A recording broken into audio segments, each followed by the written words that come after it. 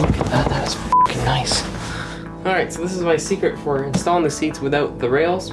So when we put these rails on, they actually didn't work. Really comfortable, really nice.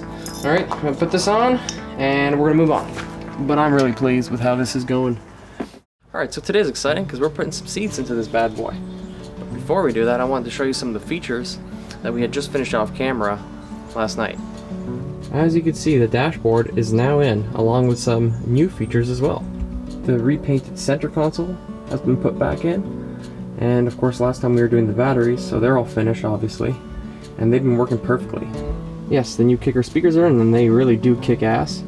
That does look pretty crappy there, but we will finish that eventually. We're going to work on that panel. This is just temporary. But what I'm most excited for is this whole assembly here.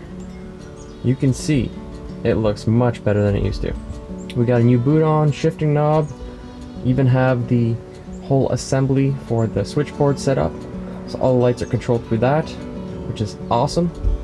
And then the stereo that my father installed is in as well. I'm not sure why it's flickering, we'll figure that out a little bit later, but it's pretty sweet. And I did a little shade on it. As you can see, it doesn't look like the nicest thing in the world. You can actually write in the comments below if you think it looks like crap and I should get rid of it, but it's not on right now, it's just kind of sitting there. But right now, let's get to the seats and show you what's going on. So if you watched these videos previously, you know that I actually wanted to save the front seats, which were aftermarket seats. They were bucket seats, and I just wanted to get them reskinned so I don't have to throw them out. Didn't have any problems with them otherwise. Unfortunately, I went to places to get them reupholstered, and the prices people were throwing me at were $1,400 to $1,800 a seat. Yeah, I don't know if that's the pain in the ass. I'm just gonna give you the highest price possible so you go away, or if that's what they really charge, but not doing that. So what we did instead is bought 2 brand new seats, and we're just gonna Kijiji the old ones. So let's go take a look at those new seats. So yes, the garage is a bit of a dump, but I have very limited time, so we're just gonna get right into it. What we have are some Braum racing seats. Really excited. These are custom. Got them off carid.com.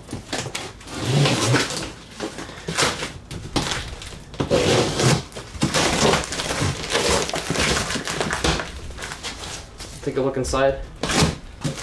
See what they look like. So yeah, we're gonna do a little unboxing, see what these look like. Not sure what's in there. Might be the hardware. When you buy these things, there's a couple options that don't come with the seats themselves. First thing that you're gonna need, oh yeah, I can feel in there, the hardware. The hardware does not come with the seat. You have to buy it separately, so make sure you do that. I got 2 sets because I got 2 seats, and that's a lot of packaging. The seats themselves don't come with the mounting bracket, so you have to buy those separately as well, and they're extremely expensive. It was like well over $400 for the 2 combined with all the shipping and customs and all that crap, so I didn't buy them. I'm gonna make my own because they're just pieces of metal, so we'll figure that out. What it doesn't come with is the rails.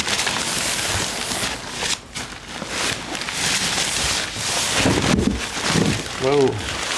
These bags are already nicer than my regular seats. That's awesome. You don't see that every day. Take a look now.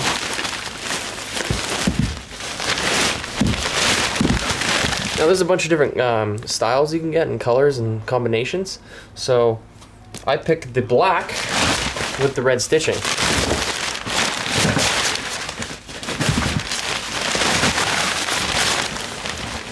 See if they got it right.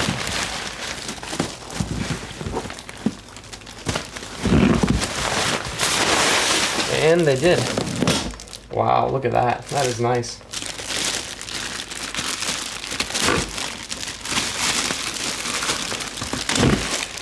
It's like Christmas for me. It's awesome.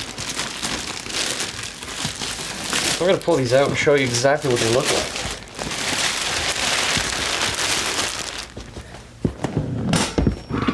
Look at that, that is fucking nice. So this is the new seat. Check that out. Looks like something out of Tron. Well, that's awesome. Yeah, it's got an adjustment and everything. Really comfortable, really nice. The leather with the red stitching, black leather, really like it. It's extremely comfortable. Definitely gonna enjoy this. This is the old seat, as you can see. So we're just gonna sell it online. Get maybe $100 for them, who knows. Then over here are the old brackets that were from the original truck itself. And then there's some added stuff here. So we're just gonna play around with that. We got some metal we're gonna put on here, and we're gonna mount this stuff. How you decide to mount it, it's up to you. But we're gonna get creative. So inside the box comes the 2 seats, and by the way, they're not leather. I'm wrong about that. I'm gonna correct that right away. I'm not gonna start lying. These are for the rail adjustments, so you can go closer and further away. Then it comes with a bag with the rails themselves. So that's what you gotta mount. One thing it doesn't come with, instructions. That's always fun, so you just gotta figure it out on your own. And that's why we're making this video. It's pretty easy. You just put them onto the seats, the rails, and then you mount the rails onto your brackets. And you can buy the brackets, like I said, or you can do what we're doing, save some money and make your own. Let's get to it. So first thing you want to do is you want to put your rails on. Take your rails. You want the 90-degree metal part towards the front of the seat. This is the front, with these guys facing in.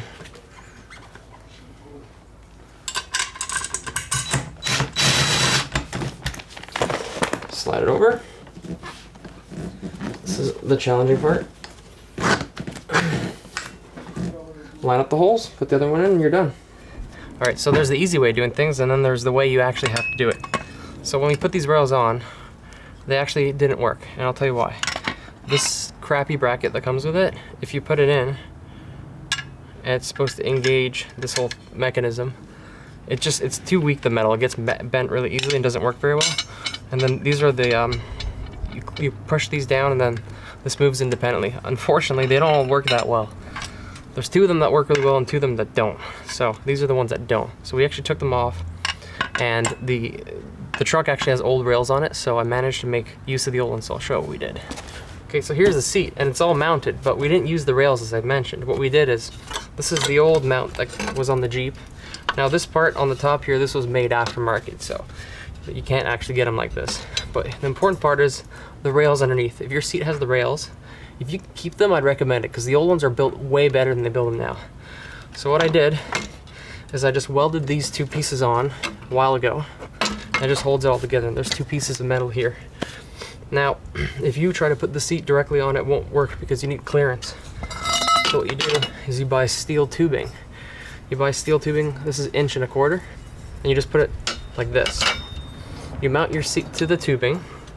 Once it's on, you can actually go align your holes. You can drill any holes you want. It's really easy to work with. The trick in this is that when you have to put the bolts on, because there's no clearance, is you can actually access it through the side, so you'll have to use a wrench. And that's it. So now we're gonna put this in. I'm gonna miss not having the seats in here. It's so easy. All right. Check it out. The seat is in. I think it looks great. Here is our custom bolt work. I put all new big bolts in. These seats are very groovy, so I was able to take it for a rip, and it was quite comfortable. Now we'll do seat number 2. Hey, what's going on, baby? Love you. She don't love me. Alright, so here's the secret on installing these seats. If you don't want to use the rails, you want to use your own rails, or they're just not working very well like the ones I got. Wasn't happy with them. Steel tubing, 1 1/4 inch, as I mentioned earlier. You aren't going to be able to line up the holes here, but what you could do is find out how long it should be. Line up one of the holes, and look where the other one roughly is, and cut off the excess. That's the thing I love about old cars. If something doesn't fit, you make it fit. It doesn't matter if you scratch something up or have to modify something. Anything can be improved, fixed, or made better. So that's the fun part about working with these old cars. So now I'm gonna cut this. Yeah, I'm putting on a whole ton of gear because I don't like bits of metal in my arms, and I like to keep my ears. So yeah, it is what it is.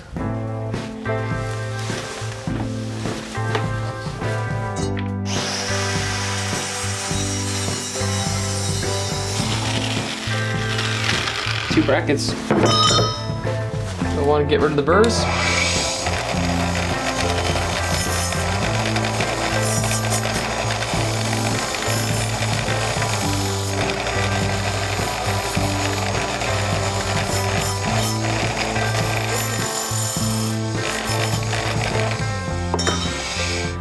somebody's having a party. That sounds fun. Anyways, now what you gotta do is you gotta start putting these bad boys on. And the way I did it last time was I started on the outside of the seat. So I'm gonna do that again with the factory edge. It's kind of nasty, it's green, so I'm not gonna use it. I'm actually gonna use my own edge, the screw through, and attach it through the top here. That's how you start it. Now you don't have to use square tubing, but the reason I'm using square tubing is because square tubing gives you flexibility. And it gives you flexibility you don't have with if you're just using straight metal. So that's why we're gonna use it. So put it on top and bottom. Now the next trick. Now you won't be able to see it, but I can't go through a screw into the hole. It's actually right in the middle. I can see it's almost dead center, but not really. It's like here. So we're gonna mark it with a little cross. Same thing on the bottom. And we gotta take these off again and drill them out. Alright, so we got our 2 pieces of metal. You're gonna need 2 drill bits. Pre-drilled first, so you don't hurt yourself. Okay, and go right through all the way.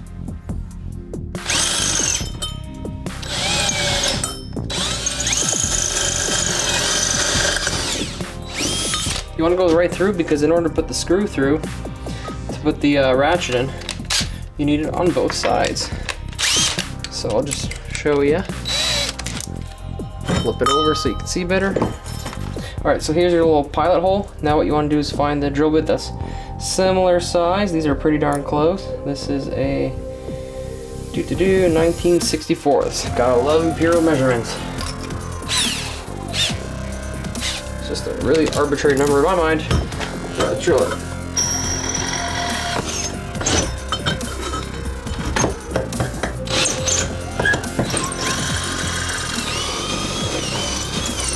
And don't be afraid to make the hole a little bigger,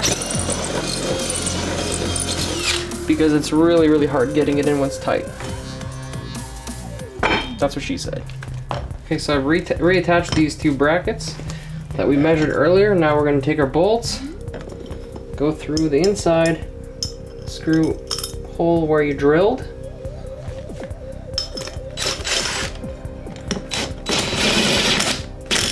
and you just drive it in. When you're happy with it, go back to the first one. You don't want to over tighten, but you definitely don't want to under tighten either. And I think I just broke. I did. That's not supposed to actually come out. That's hilarious.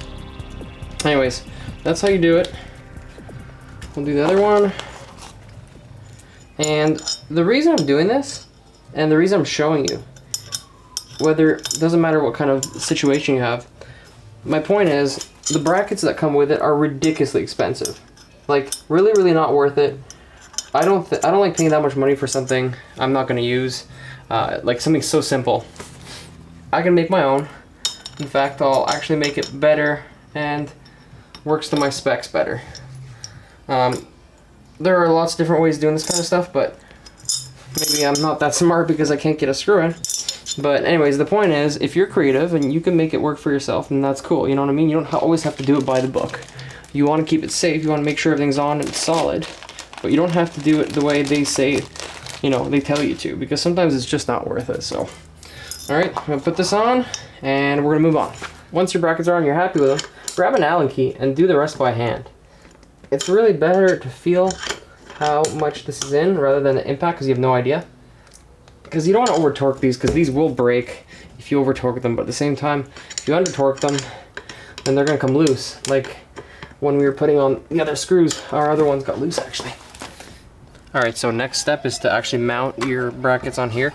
You're probably going to have to do it a couple different ways. I have screws on here already. They don't all line up. They're off by like 1 centimeter or 2, so I'm just going to drill the holes and make them bigger.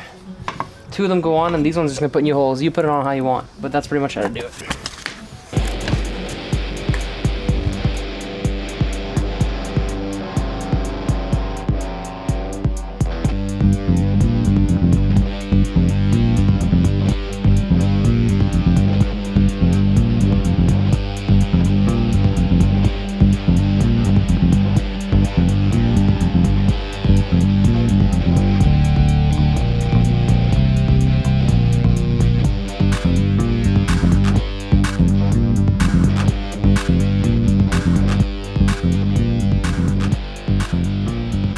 So yeah, it takes a little time, but this is the secret with square tubing. Check it out.